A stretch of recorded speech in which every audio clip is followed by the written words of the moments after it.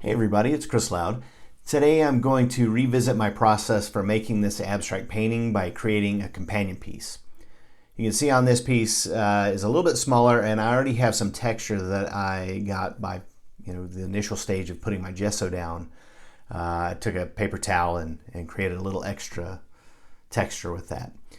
I'm putting down as my background light blue permanent, bright aqua green, magenta, Prussian blue, and titanium white. And I'm just making a colorful and chaotic background to start. So this can be an important exercise with intuitive abstract paintings, especially in ones that you liked or did something different. So you want to remember what you specifically did to get the final piece. The initial painting was one that I had an idea of where I was going.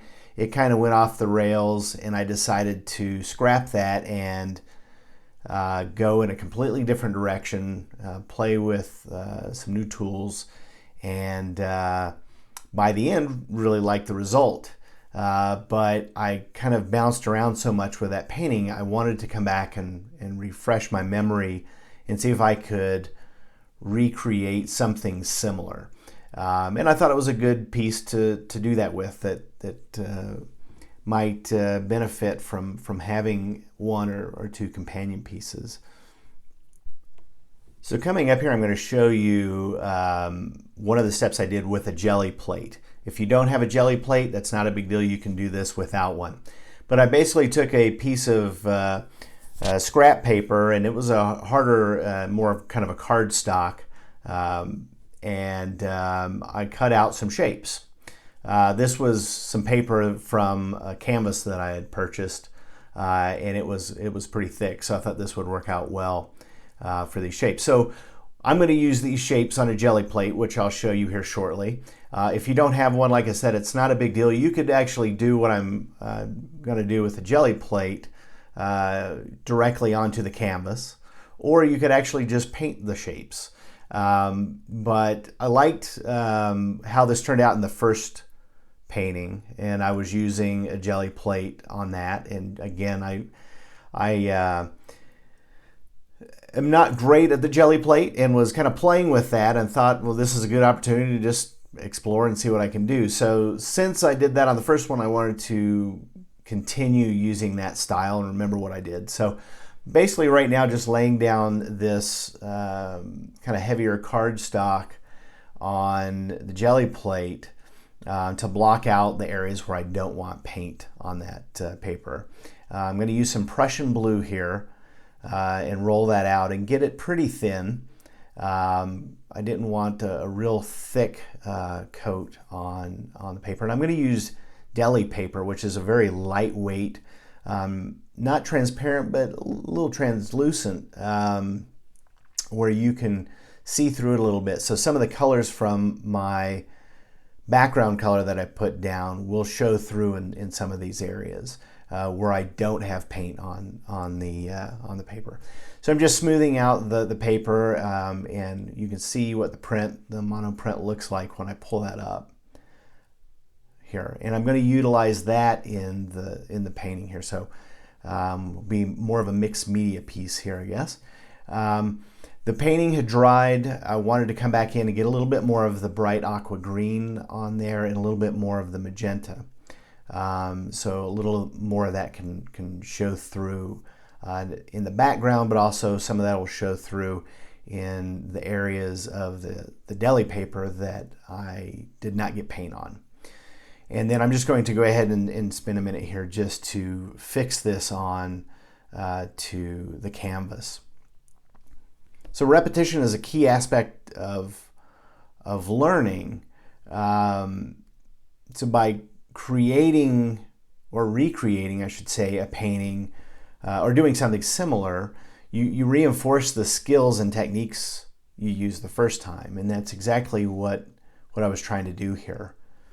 And really can help you improve techniques. With each attempt, you get the opportunity to refine your technique. And you might discover better ways to get those results. So I'm using a catalyst wedge to kind of fix this to the canvas. I needed to use an X-Acto knife to pop a couple of air pockets there, just so it wasn't sticking off the canvas too much. And these can also help build confidence, especially when you're first starting out. Successfully recreating and successfully is obviously, you'll have to decide what's successful, but successfully recreating a piece can boost your confidence, especially in your artistic abilities, and also help in understanding your unique style and expression. So in essence, trying to recreate an abstract painting is not just about retaining memory of the steps taken, but also about deepening your understanding of your if I could say it, your artistic process, and improving your skills and exploring new areas of your creative abilities. So I'm going back through with some Prussian blue, and getting some wet paint on there and wiping it away a little bit. It might not be real easy to see on the video, but you can see some of the underpainting coming through, not only the Prussian blue I'm putting down on the canvas, but also through the areas of the deli paper that don't have paint on them. And then I felt like I needed a little bit more color, so I added a mix of magenta and yellow ochre, just to kind of soften that magenta a little bit. And at the end, and I'll show you at the end, the final piece, I did add a little bit of magenta to one of the circles on the left, the two circles there. But in the original painting, I had kind of a scratch that went around a little bit of the the deli paper. And on this one, I wanted to make sure that I had some of that represented. And at first I was thinking I'd just do one, but then I really wanted to make it different enough from the painting. Now, obviously the shapes make it different, but the having some more scratches in there, I think